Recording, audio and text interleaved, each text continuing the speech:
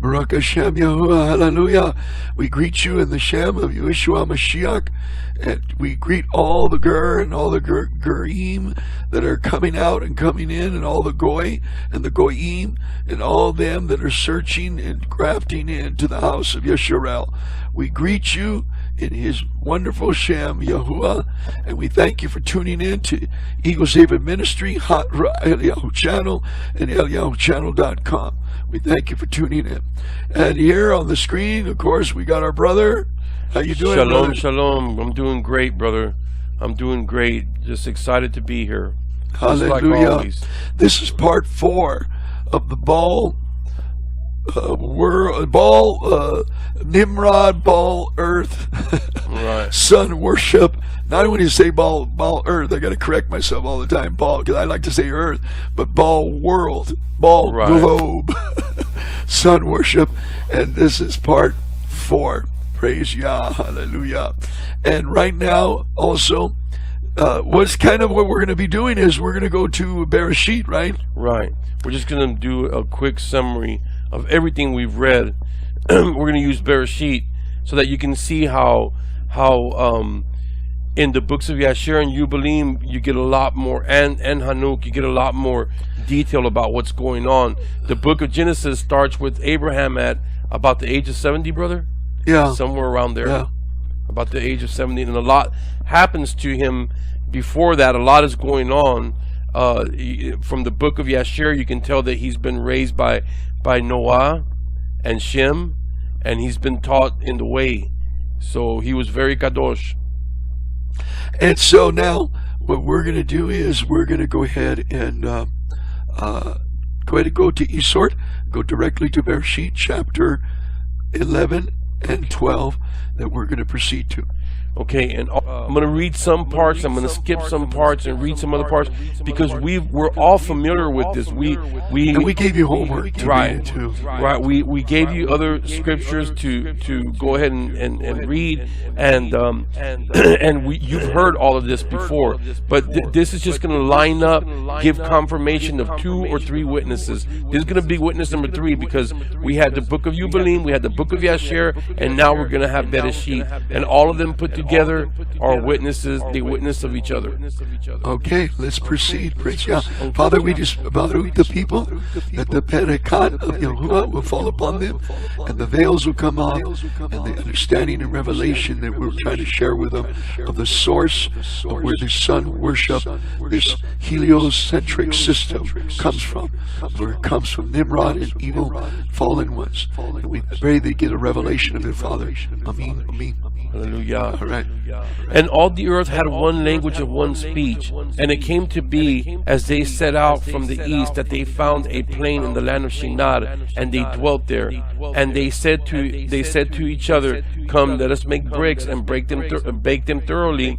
And they had brick for stone, and they had asphalt for mortar. And they said, "Come, let us build ourselves a city and a tower, whose top is in the Shamayim, and make a name for ourselves, lest we be scattered over all the face of the earth."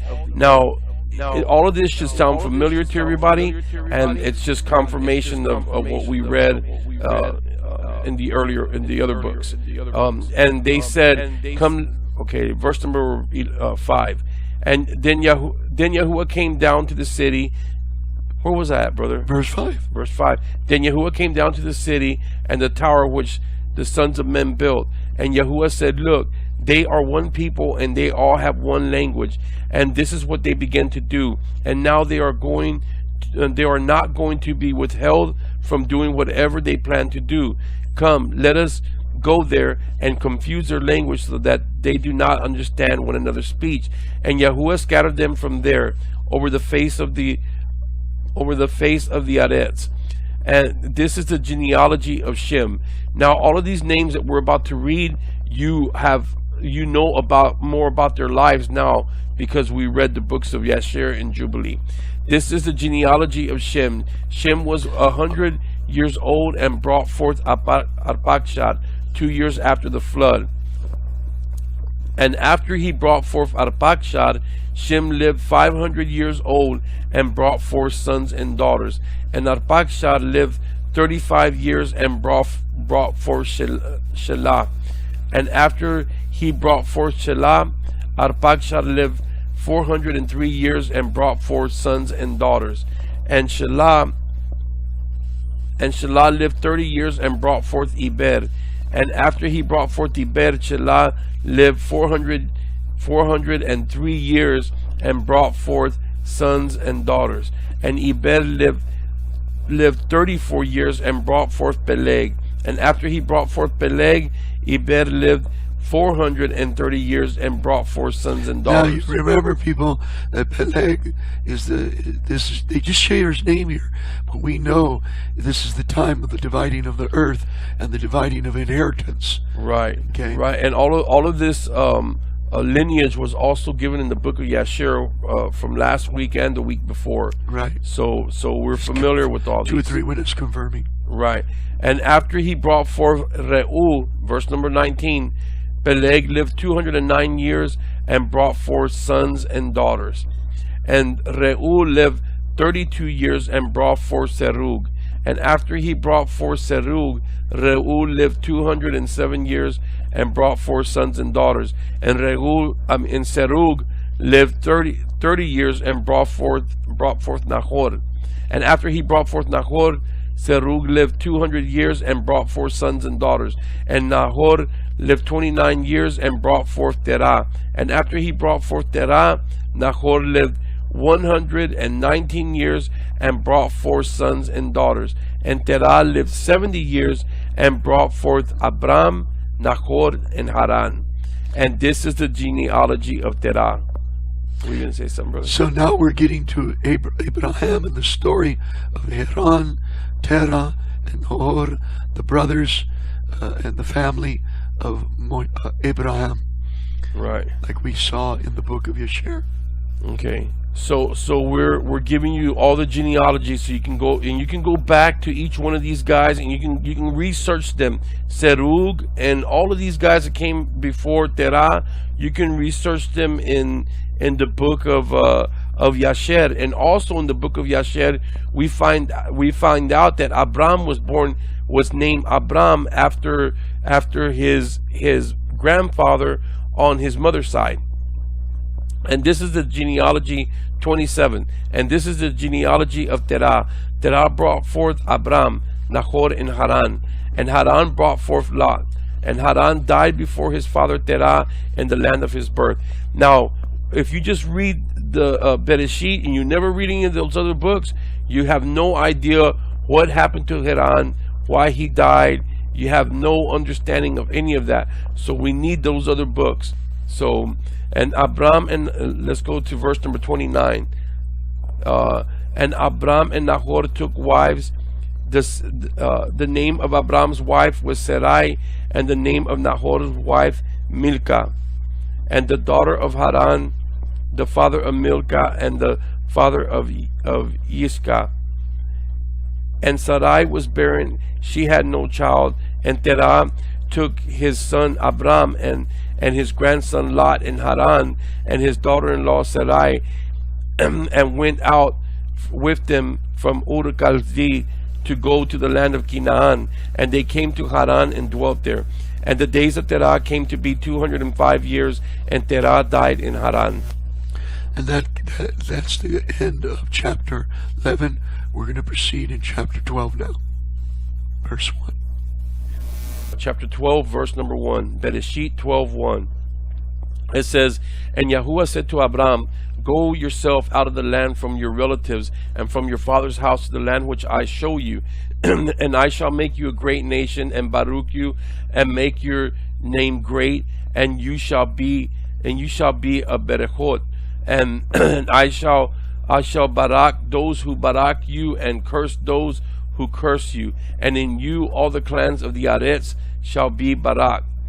Baruch. So Abram left as Yahuwah had commanded him, and Lot went with him.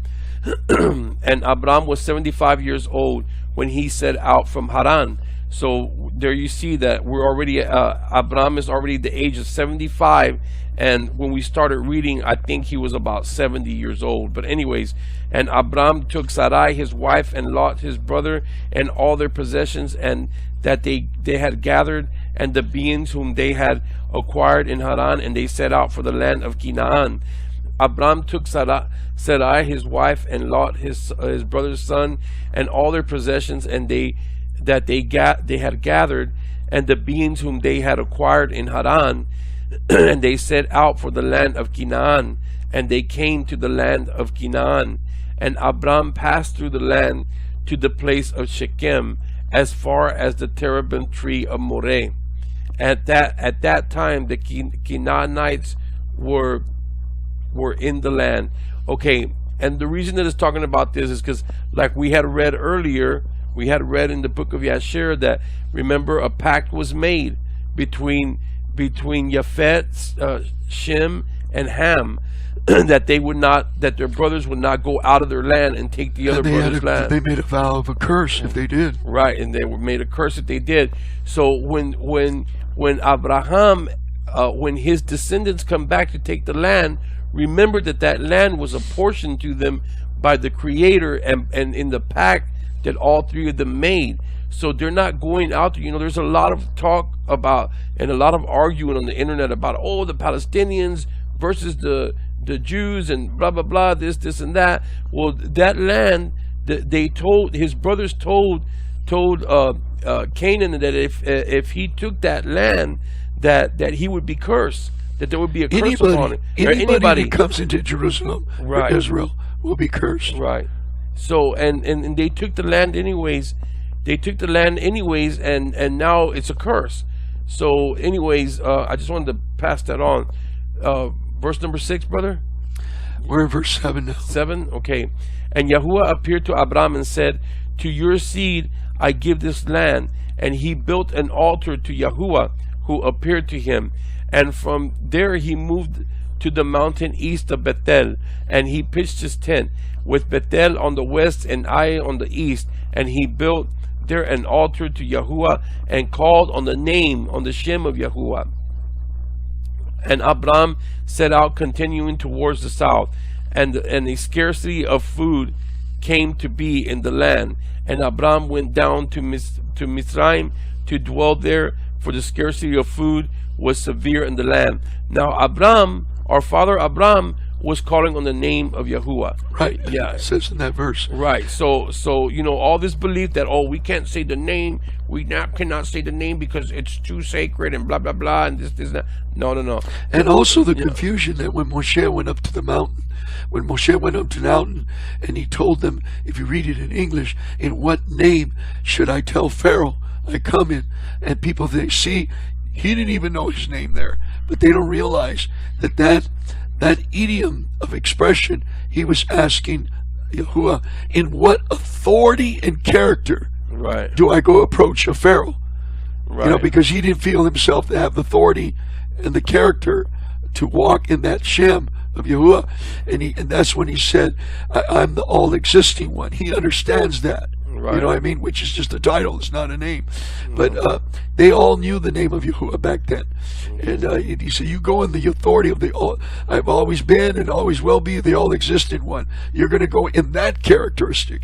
So, but here shows you in this is before the flood, after the flood, they were calling on the name of Yahuwah. Right. All the time.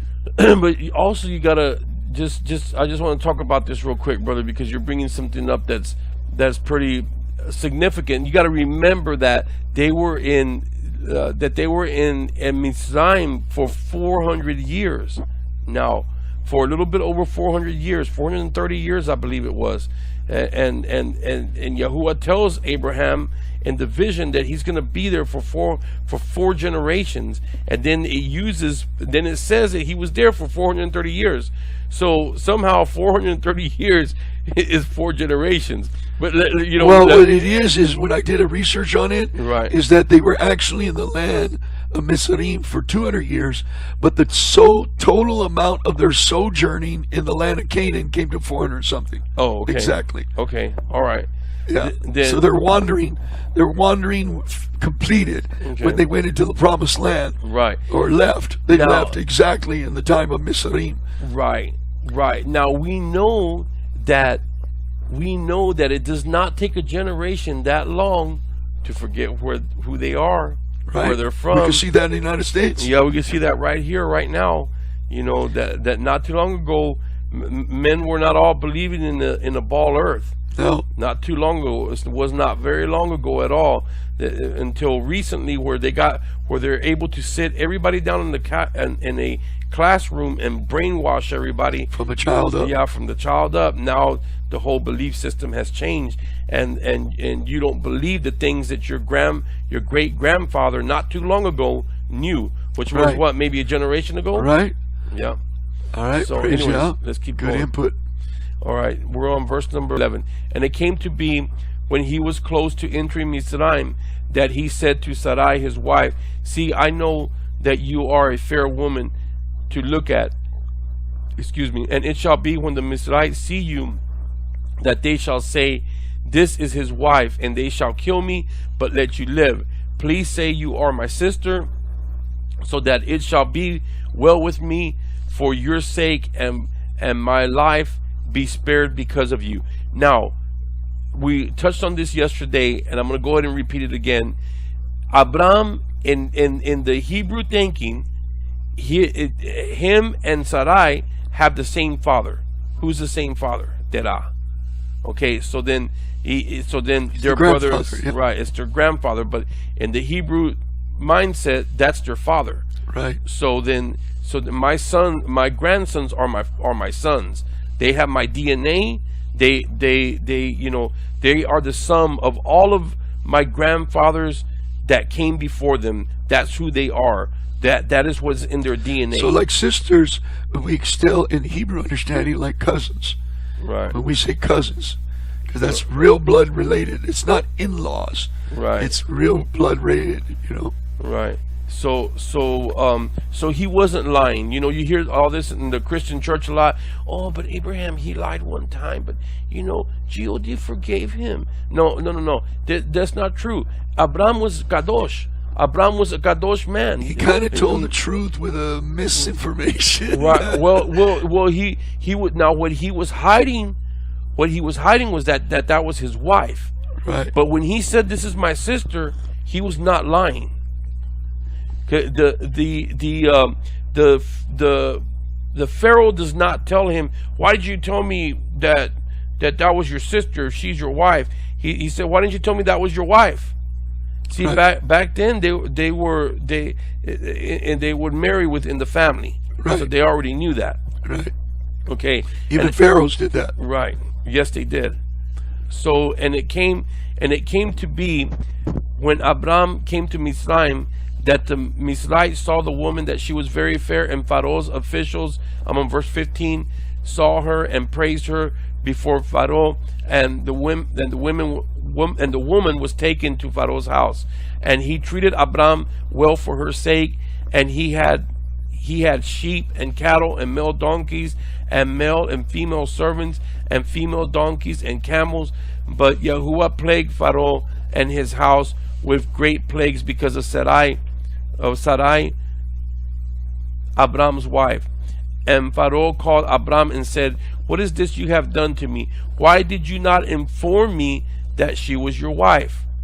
Okay, he didn't say, okay, now the next verse he does, "Why did you say she is my sister?" Well, because she was his sister, but he didn't inform her that he was her wife, that she was his wife.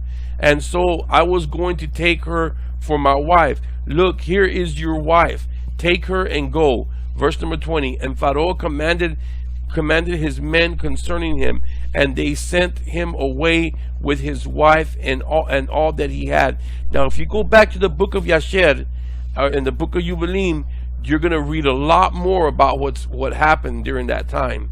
Okay, but we're not going to go there right now. Right. But you can go back to those books and you can read a lot about what has happened to that during that time. And the reason, so we're just giving you the highlights of these two chapters because we read all kinds of chapters with detailed information.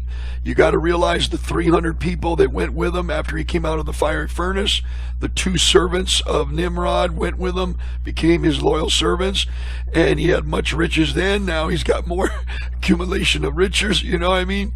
Right. And so, so now we're going to go to... Well, the other thing that we're getting, the reason that we read the very first part in verse number, in chapter 11, is because it says that when they said, "Come, let us build ourselves a city and a tower whose tops is in the Shamaim, and make a name for ourselves, lest we be scattered over all the face of the earth." And they were. After they built the tower, if you keep reading there, it says that Yahuwah came down and confused their language, and then he scattered them over all the face of the earth. So when we read about Nimrod and all the stuff that was going on there, those belief systems with the sun deity worship and the Tower of Babel and all these Gilgamesh and the Gadalomed and all these guys, all these belief systems were scattered. Brother even showed you pictures of the Marines going into, when we went to Iraq, of them going into these temples and taking pictures of these deities that they were worshiping, and they just said that they were scattered over the face of all the earth. So they believed in the sun ball worship, and the words got distorted because of Babel. Everyone went with different languages. Right. So Ostara, Ishtara, you know what I mean? Ishtara, Right. Ashtara. You know, they're just come from different languages. Okay, so now we're going to proceed to, here is sun worship in Egypt. Okay, this is a photograph of sun worship in Egypt, and it's the mother-child family type of thing. And then here is a picture of a Mr. Nimrod, or no, this is Gilgamesh. This is the one, what they call him, his name again? Galomed. This is he sits on the ball earth. Okay, he's standing on a ball earth. Right, and there's a lot of controversy out there about who that actually is. Some people say, "Oh, that's Nimrod." Some say it's Gilgamesh. Some say, right. But you know what? This was the land of Babel, where there was much confusion. So it doesn't matter. We don't care who these deities are. We just want you to be aware that they did exist. Okay. And then here is another one. This one also is breaking down. Let me read it. This is a Nephilim, a Raphaim, controlling the earth, teaching them sun worship. And then here again is Nimrod, crescent moon, with the statue of Libertarius, and showing all, this is actually a real artifact in a museum. And then here's the one I want to focus before we start to show you and go to Marcus and Constantine. You see him pointing to the star sun worship, okay, wheel. And then, but look on his neck. Do you see on his neck what you see? You see a cross, and then another sun wheel, and then if you go a little higher from his finger, you see the crescent moon also. Now, I'm comparing it here now to the Vatican, the Pope. The Pope has got a cone hand, a fish hat, sitting a mitre hat on top of his head. He's got the sun worship wheel. You can see the relations of what he's holding in that book, and then he's got also the multi-cross around his neck. And when you see in the image of Nimrod, and he's pointing again to the sun, and then he's got other objects, okay, also there. So I wanted you to make that clear for you.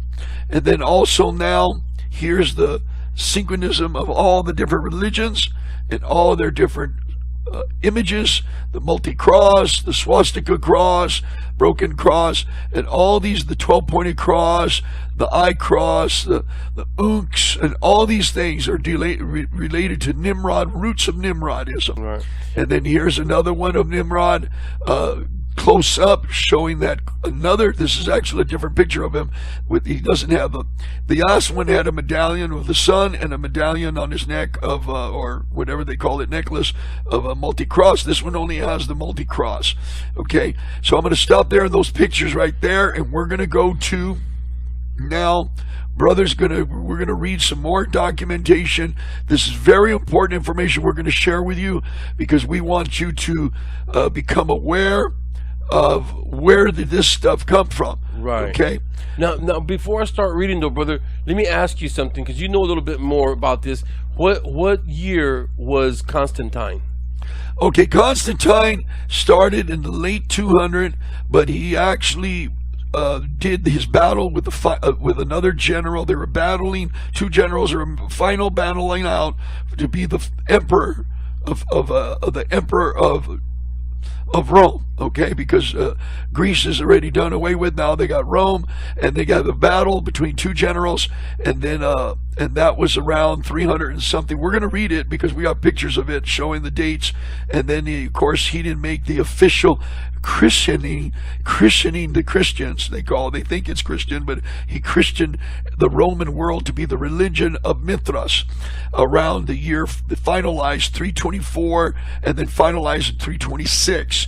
But he was already a general, active in the military, all late 200, coming right behind Marcus Aurelius. Right. I mean, Marcus Aurelius. Yeah. There's the reason I'm asking that is because there's more than one Marcus Aurelius.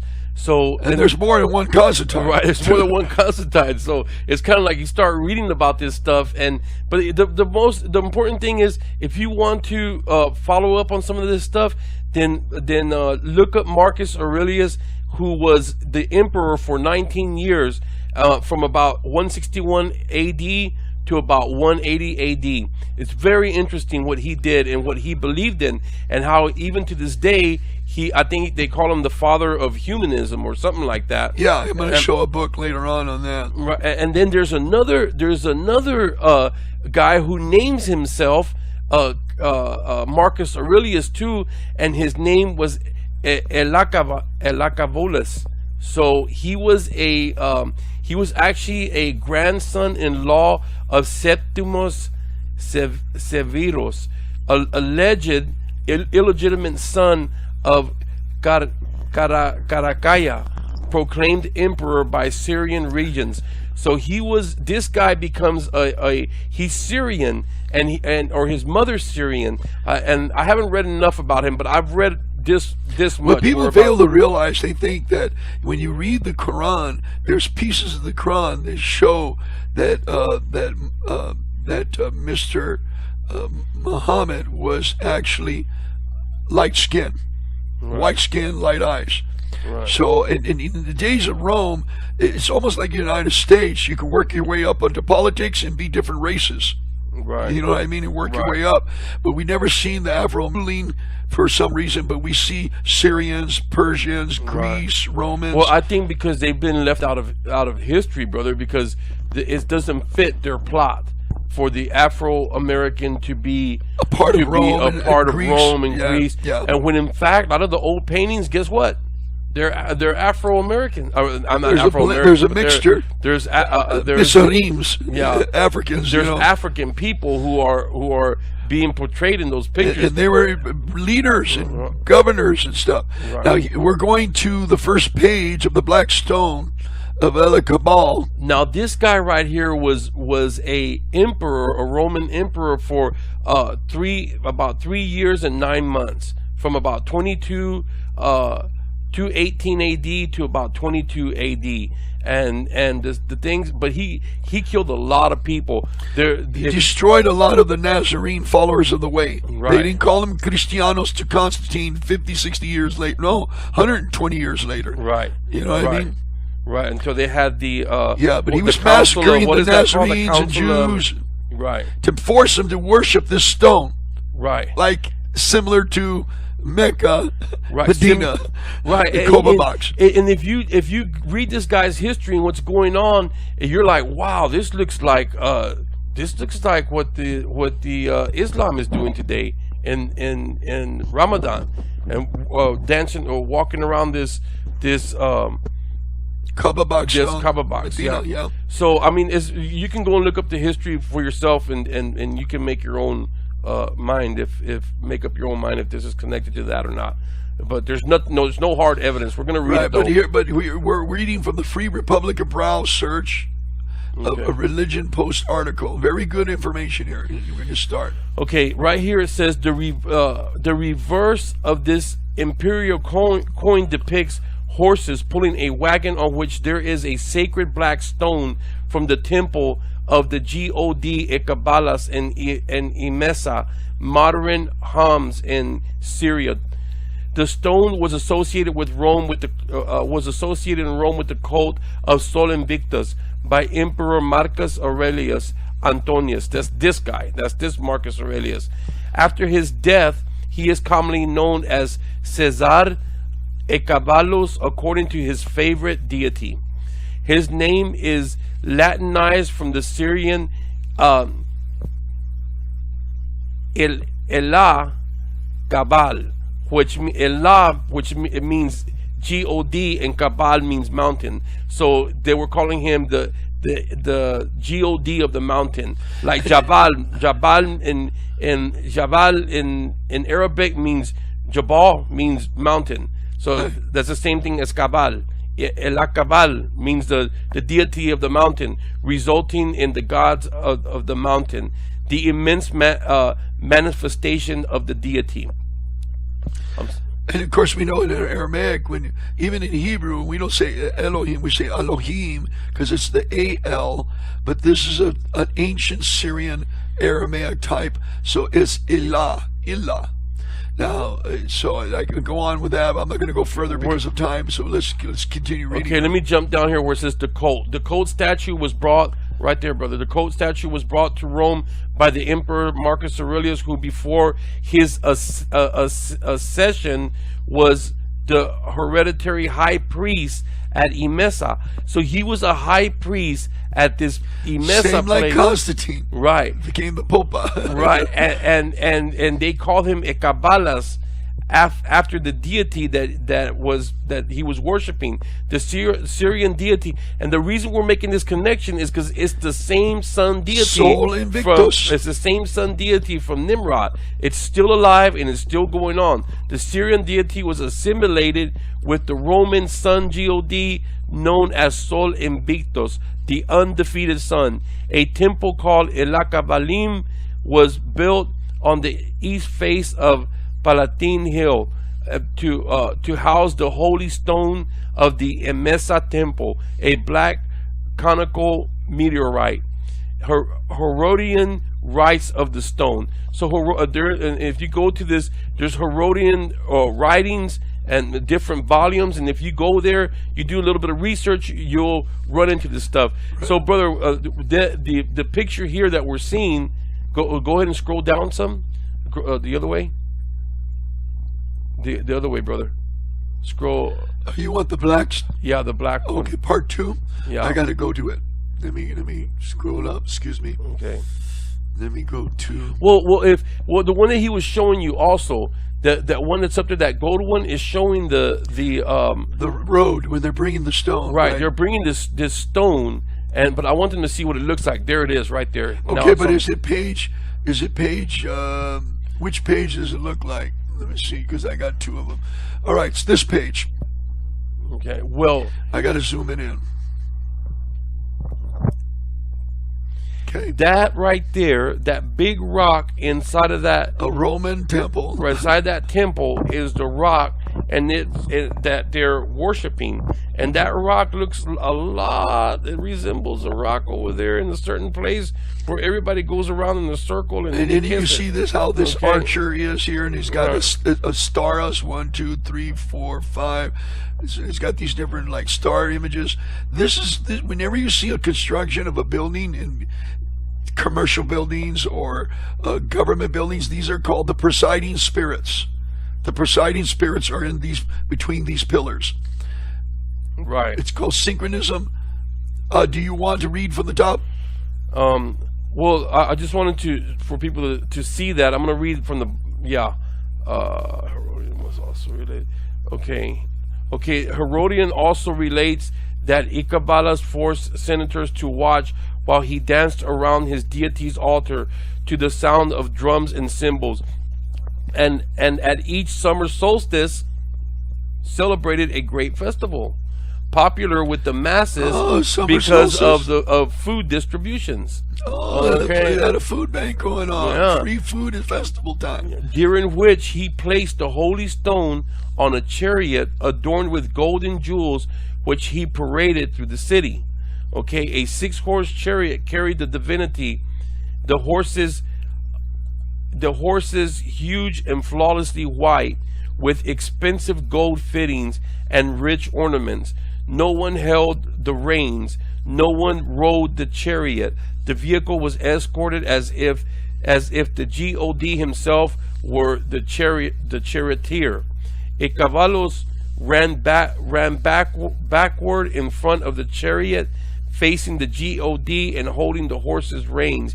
He made the whole journey in this reversed fashion, looking up into the face of his God, the sun deity worship. Remember, that's a meteorite they have on there that came from the Shamayim. It's probably that crashed into the earth, maybe part of a fallen one, and they're worshiping it now. And Yah says, do not worship the sun and the moon and the luminaries above, on the earth or under the earth. Okay, so then let's read a little bit more, and let's go. Herodians describes strongly suggests that Nemesis cult was inspired by the Babylonian Akutu festival. Right. So if you go to this Herodians, to this description here, or to this these writings, then it talks about this. And this is syncretism. He's syncing the stone with sun worship. Right. Sol Invictus. Okay. We're going to find out who other people do it too. Right. Okay, it says the emperor also tried. Where are you at? Right. Go down where you were at. Right there where it says the emperor. Oh, okay. The emperor also tried to bring about a union of Roman and Syrian religion under the supremacy of his deity, which he placed even above Yupater. Wow. Yupater is like the patter. That's where they get the patter from. Right. The Yupatar. Okay, which who's the patter now today? They got him sitting in the Vatican. They call him Peter. Yeah, they call him Peter, and everybody kisses the foot. They kiss the little foot. That's not the image in the Vatican of Kifa. That is Pator. Right. You know, that's the super saucer of Jupiter. Right. And everybody thinks it was created by the Catholic Church. That was there before, when Rome gave the Vatican City to them. Right. Yeah. And it says, and to which he assigned either Astarta, Minerva, and Urania, or some combination of the three as wife.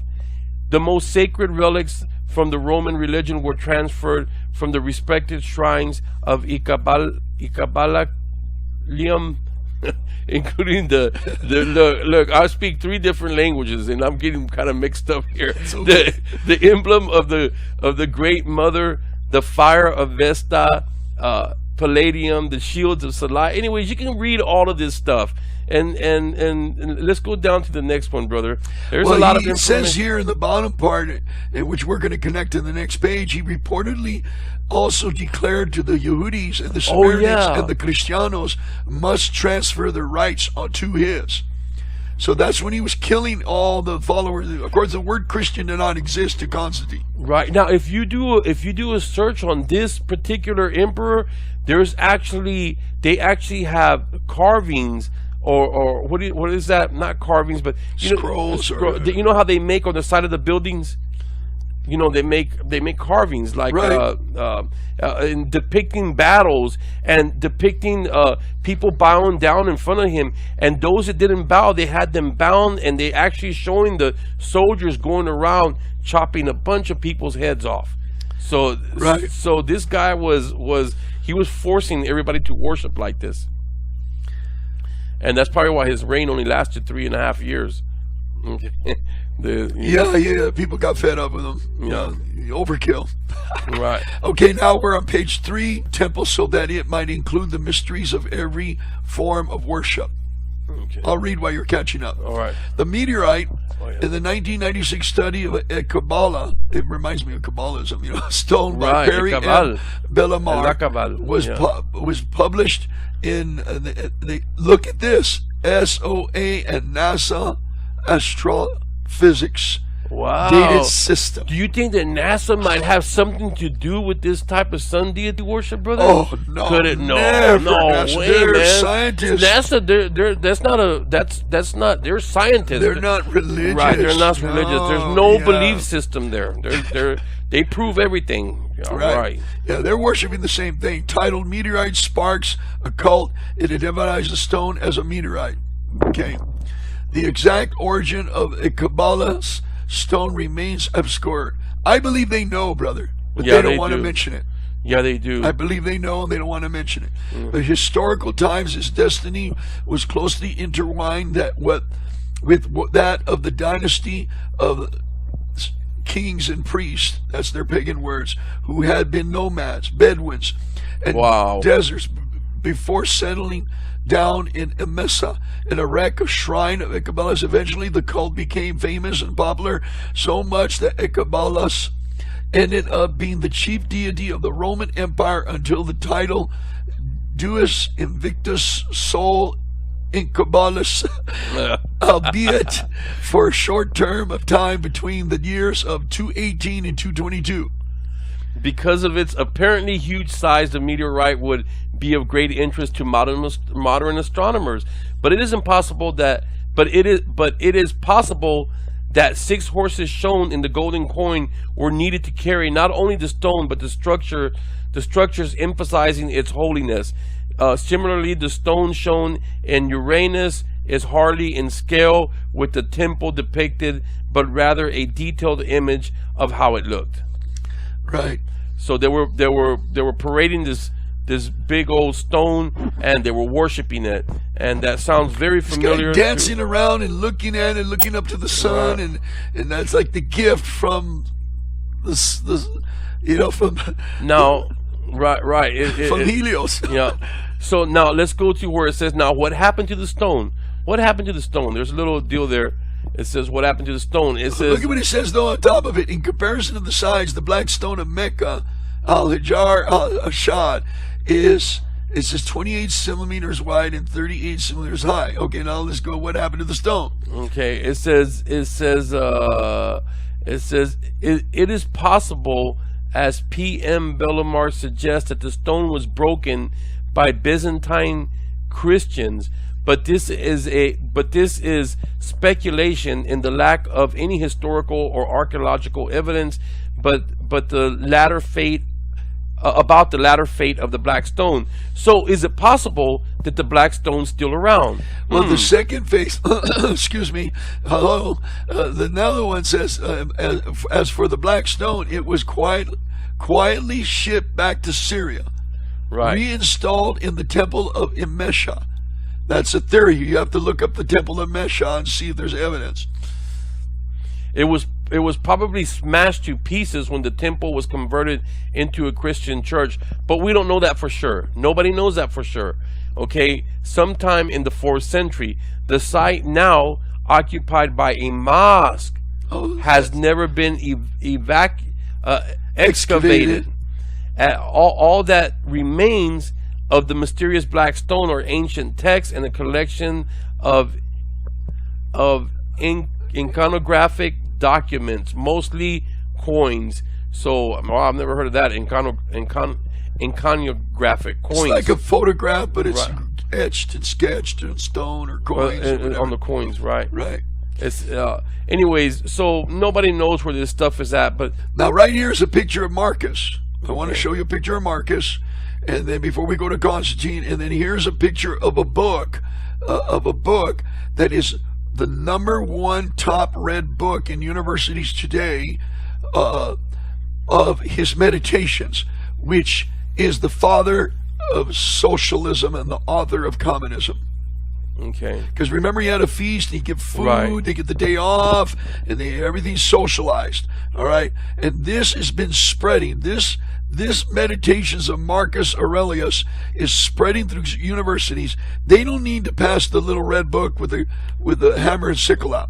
They don't need to pass some socialist book out. It's already out there. They slip it in through Marcus Aurelius's book, Right. Of the philosophy meditations of focus on the socialism part of his system. Yeah. Okay, because Okay. all right, so. Okay, well, Now we can go to college. I just want to show you that book. You can look it up, people, and realize that socialism is in our universities through this guy Marcus, Right. which is also part of sun worship. right. You know what I mean? It's like, what is going on here? There's nothing new under the sun. No, there isn't. There's nothing new at all. What is happening today happened long ago.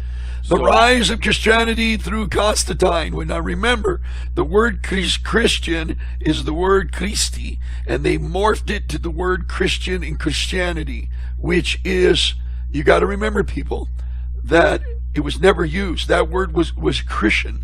To Christian, I christened the Roman world with water to be baptized to the mighty one of Mithras, and then he gathered on all the popes, all the bishops of Rome and the Council of Nicaea, and he gals them together, 300 and something, but only 19 or 29 were left, or something like that. And he was killing them, and many fled because they were going to distort the scriptures, and he's going to synchronism of Solos Invictus. So that's the mother-son worship system. Right. That's what it, and it comes from a long time ago. It's the pagan system of sun worship that had three main aspects: the Father, Son, Mother, and the Son. Right. Okay. In ancient Chaldean times, they were the deity Bel or Marduk, Ninus, the sun, who was also worshipped as Tammuz, the female goddess Rhea, who was also worshipped as Ishtar, Astarte, or Beltis. She was also referred to as the Queen of Heaven and the Wrath Subduer. Mary has received these same names in Catholicism. So now, as you see, I'm jumping around here in these pictures. You're always seeing the Jesus and Nimrod on the same lap of the Queen of Heaven, all right? And going back to ancient times in these pictures, but also the ball. The ball is going around, the sun washer ball. Okay. Right. Here's another picture here. Okay. Coming from Egypt, Nimrod, modern Catholicism, and ancient Celtic Orthodox. Now, this one I call Chucky. I call this one Chucky because if you look at the face, it's real scary. This little guy holding his two little fingers up and having the ball earth with the multi-cross of Nimrod, and he's got these three horns coming out like a pitchfork. You know what I mean? People try to say that's tongues of fire. Now, man, this is ancient Nimrod garbage, man. It's not tongues of fire. And he looks like Chucky, man. The guy's scary when you blow it up and get close. He looks like Chucky there, you know. Yeah. And then here's another one, an ancient photograph, and he's got the ball again. Wow. Got the ball in the hand. You got Is all this stuff a coincidence? No. You think it might be a coincidence? No, brother? it's not a coincidence. Okay. Okay, so now I'm going to go just back to checking. Constantine, right? We'll go back to Constantine, and this is when he saw the meteor crash to the earth he's getting ready for battle and finding this other general of Rome, and whoever's going to win is going to be the emperor. It's Right. going to come back to ruling emperor. But now this There's no cross there, people. It's not a cruz. It is and the word cross is from 1300. Right. It's the PX. Yeah. That's the image he put. Hey, we had that in the military, the PX. You did? Yeah. There was the PX, the exchange, or was it the EX? I can't remember. And here's the coin of Constantine. All right. Soli Invictus Pt.4, committed to the invisible sun. To the invincible. This is after he christened the whole Roman world with water, Right. with the seashell of Venus, throwing water on their head, just pouring water on their head, not mikvah, not tevilah, the Jewish way, Hebrew way, the Israelite way. So, and then here's another one, they call him a santo. Oh, he's a santo. That's the same way, brother, in Catholicism today. Whenever the babies are baptized, they're still little infants, and they get them and they pour the water over their with head. That silver. With that, right. It's a seashell shell of Venus. Right. Yeah. And then here's another one with the ball. You know, Right. he got this little multi-cross on top. He's got a weird band on the earth, you know. And then here's another one showing a ball also in his hand with the serpent on top of it. Well, that's some kind of Nephilim right there. Yeah, it's a fallen one, right? Yeah. And then here's another. There's Mithras. This is what Constantine worshiped, and this image shows everything. Mithras is Nimrod. That is Nimrod. Yeah, slaying the bull because he was a hunter. And then here's again another photograph with Mithras, and he's got this Conan hat with a couple little horns sticking out. He might have had real horns. And then here's another. These are real statue images in museums and stuff. Now we know the relations here. The whole Vatican City that was given to them by Constantine, I think is number 2 or 3, correct me if I'm wrong, in the year 500, late 400, and Vatican City means a cemetery city. And then they built this city on top of a cemetery city, but they got the sun obliques pillar in the middle, and then they got the sun wheel, right, with the dome of Jupiter. The dome of Jupiter right there, which we call Capitol buildings. And then here he is, of course, in Israel. Now, the building where the Orthodox Catholic Church have this object is actually the ancient temple still existing in Jerusalem behind the walls.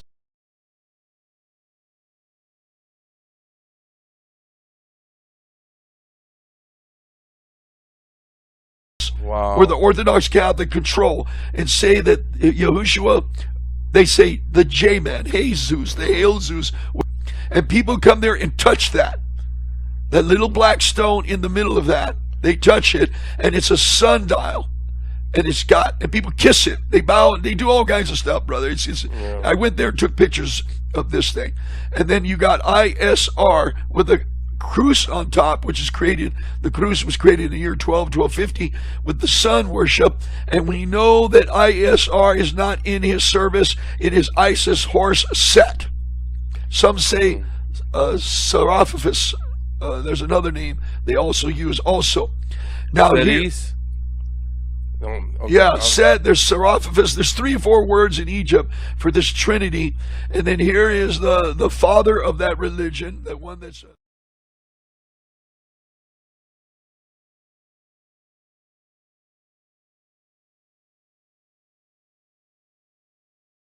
This is some stuff here that we need to just express to you, to show with you.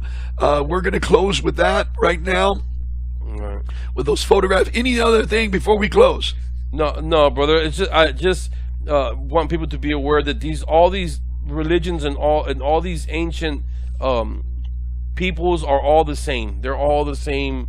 They come from the same place. Even the Egyptian Isis and Osiris and Horus and all of these are all the same deity. And then it ended up with Constantine and the PX and bringing in the sun worship, Sol Invictus or Sol Invicti, he said, because it was Roman, Greek and Roman, a little different Latin and Greek.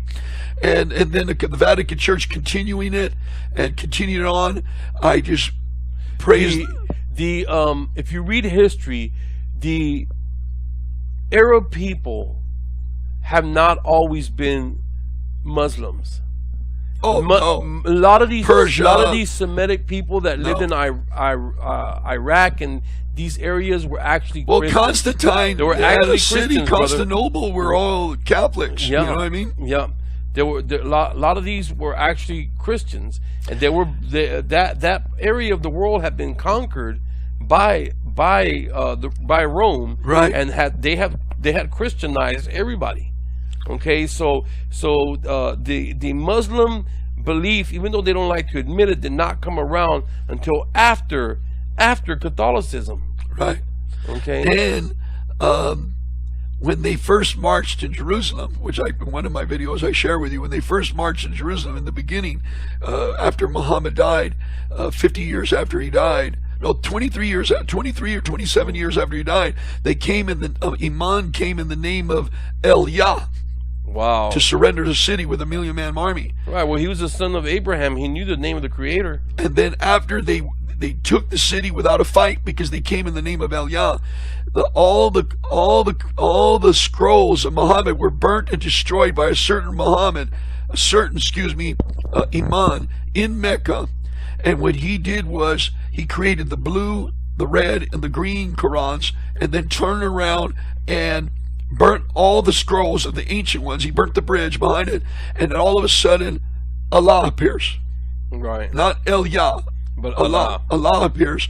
And then they come back to Israel now with another 1,000,000-man army, and they said they had a box, and they put it up there in the Temple Mount, and they said they opened it, and they saw him resurrect. The guy's been dead for 50 years. Right. It's like a genie in the bottle. Okay?